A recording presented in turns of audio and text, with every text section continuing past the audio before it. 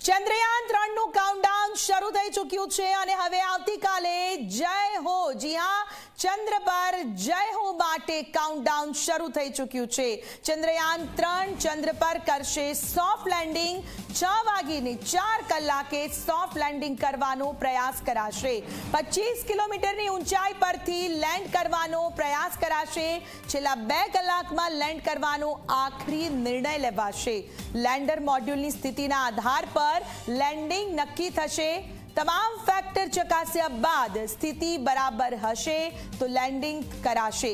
જો લેન્ડિંગ કરવાની સ્થિતિ યોગ્ય નહીં હોય તો લેન્ડિંગ નહીં થાય। 27 ઓગસ્ટે ફરી લેન્ડિંગ કરવાનો પ્રયાસ કરવામાં આવશે।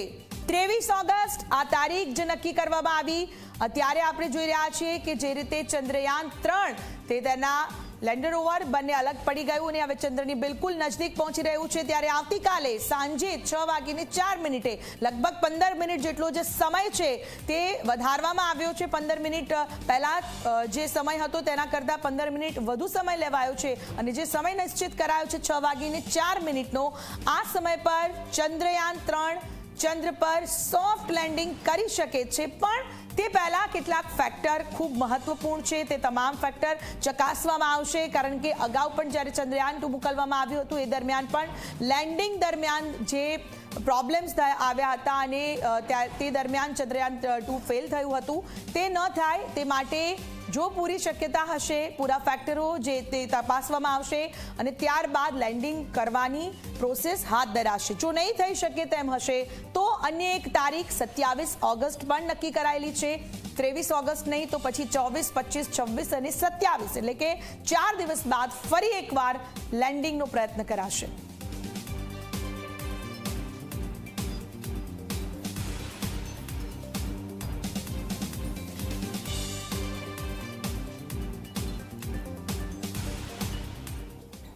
લેન્ડર મોડ્યુલની સ્થિતિના આધારે ચંદ્રયાન 3 જે આપણે સૌ જાણીએ છીએ બાહુબલીથી લોન્ચ કરવામાં આવ્યું અને હવે ચંદ્રની બિલકુલ નજીક પહોંચી ગયું છે। ત્યારે પરિસ્થિતિ હાલમાં શું, ચંદ્રયાનને લઈને તમામ અપડેટ ઝી 24 કલાક આપને બતાવી રહ્યું છે। ચંદ્રયાનથી હવે કેટલું દૂર છે, ક્યારે તેના પર લેન્ડ કરશે, તો ચંદ્ર પર જય હો તેના માટે તૈયારી હાલમાં જે થઈ રહી છે। આવતીકાલે ચંદ્રયાન 3 ચંદ્ર પર લેન્ડ કરશે। 6:04 સાંજના 6:04 આવતીકાલે સોફ્ટ લેન્ડિંગ કરવાનો પ્રયાસ કરાશે। આ એક સૌથી મહત્વપૂર્ણ બાબત છે કારણ કે 25 કિલોમીટરની ઊંચાઈ પરથી લેન્ડ કરવાનો પ્રયાસ કરાશે। અગાઉ જે ભૂલ થઈ હતી તે ફરી રિપીટ ન થાય તેની પૂરતી તકેદારી રાખી અને ચંદ્રયાન 3 લોન્ચ કરાયું છે, જેમાં છેલ્લા 2 કલાકે 25 કિલોમીટરમાં છેલ્લા 2 કલાકમાં લેન્ડ કરવાનો આખરી નિર્ણય કરવામાં આવી શકે છે। સૌથી મહત્વપૂર્ણ બાબત એ છે કે લેન્ડર મોડ્યુલની સ્થિતિના આધાર પર જ લેન્ડિંગ નક્કી થશે। હવે 23 ઓગસ્ટે થાય છે કે નહીં તે ખૂબ મહત્વપૂર્ણ છે। તમામ ફેક્ટર ચકાસ્યા બાદ સ્થિતિ જો બરાબર હશે તો લેન્ડિંગ કરવામાં આવશે। 23 ઓગસ્ટે આ મહત્વપૂર્ણ બાબત છે, તમામ ફેક્ટર્સ ચકાસ્યા બાદ તેને લેન્ડિંગ કરાશે। જો લેન્ડિંગ કરવાની સ્થિતિ યોગ્ય નહીં હોય તો લેન્ડિંગ નહીં થાય। આવતીકાલે આ સ્થિતિ ચકાસવાનો જે 2 કલાકનો જે સમય લીધો છે એટલે કે 6 વાગે લેન્ડિંગ છે તો 4 વાગ્યાથી તે તમામ તપાસ કરવામાં આવશે અને ત્યારબાદ લેન્ડિંગ માટે જો યોગ્ય હશે સમય તો થશે, નહીં તો પછી 27 ઓગસ્ટે ફરી લેન્ડિંગ કરવાનો પ્રયાસ કરવામાં આવશે। ચંદ્રયાન 3 ને લઈને આ તમામ અપડેટ અમે આપના સુધી પહોંચાડી રહ્યા છીએ। હાલમાં તો જે રીતે આપણે જોયું છે કે હવે 25 કિલોમીટરથી ઊંચાઈથી લેન્ડ કરવાનું છે।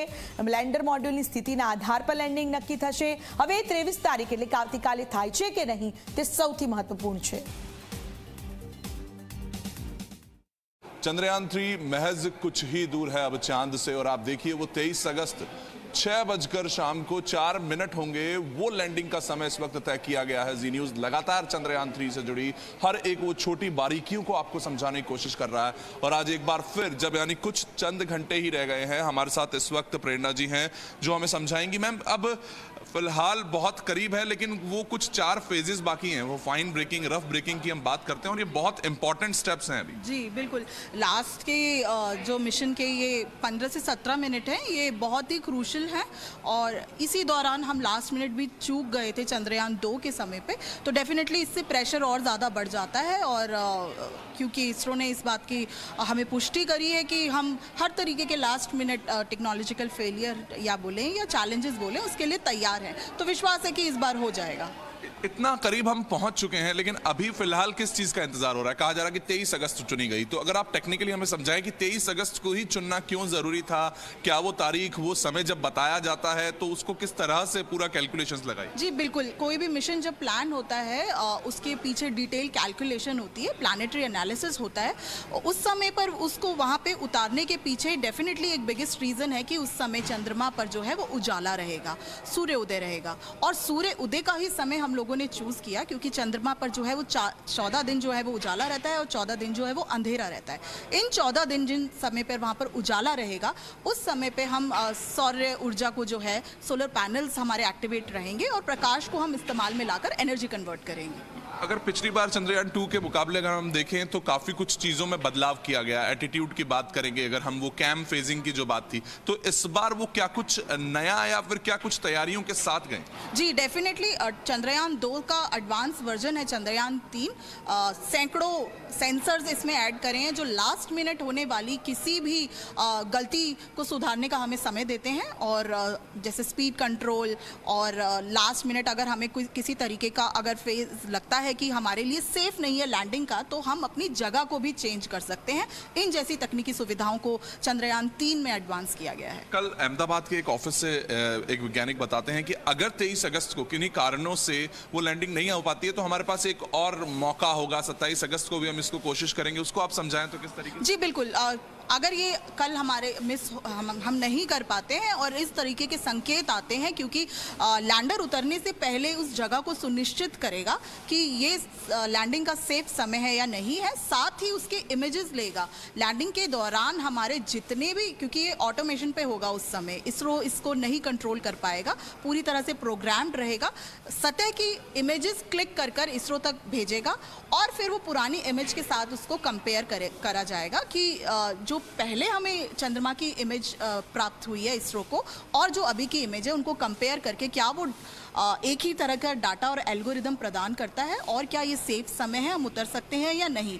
अगर किसी कारणवश इस तरीके के डाटा आते हैं कि ये सेफ समय नहीं है या वहाँ पर किसी तरीके की एक्टिविटी है जो क्राफ्ट को हानि पहुँचा सकती है, तो डेफिनेटली इस मिशन को आगे बढ़ा दिया जाएगा और फिर आगे आने वाले 14 दिनों का इंतजार रहेगा। बिल्कुल, जो यानी कि लैंडर जो पिक्चर्स ले रहा है वो बहुत ज़रूरी हो जाती हैं इस वक्त, उसका कम्युनिकेशन बहुत ज़रूरी है। साथ साथ में लैंडिंग साइट की बात करें, पिछली बार शायद सिर्फ 500 मीटर का ही वो दायरा था, लेकिन इस बार शायद वो दायरा भी बढ़ गया। जी, वो दायरा भी बढ़ा दिया गया है। साथ ही वो जो प्रोसीजर था, जो लास्ट मिनट उतरने वाला प्रोसीजर था, वो 36 सेकंड के करीब लेता था, जिसमें अपने आप को रीओरिएंटेट कर स्पीड को कम कर प्रॉपरली हमें लैंड करना था।